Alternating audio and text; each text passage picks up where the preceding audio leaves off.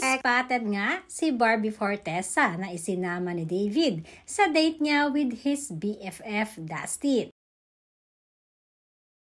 Talagang trending at usap-usapan pa din sina Barbie Fortesa at David Licauco.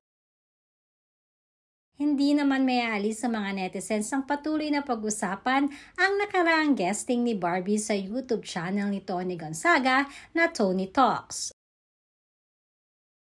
Madami kasi ang mas nakilala pa ng husto si Barbie dahil na rin sa naging interview niyang ito.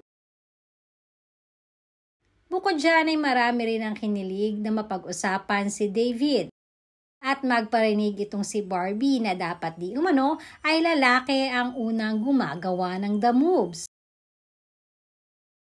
Dahil ika nga, she can't read between the lines. At reaksyon naman ng mga netizens dito na mukhang si David di umano ang pinaparinggan ni Barbie.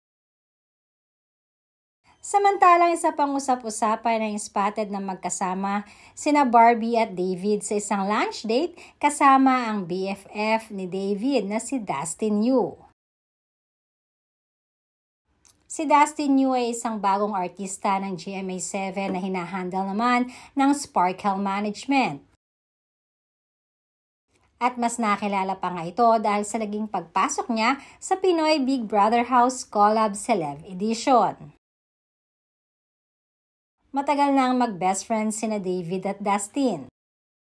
At pagkalabas na ng bahay ni Kuya ay minit up niya kaagad itong si David at isinama pa niya si Barbie sa lunch date nila.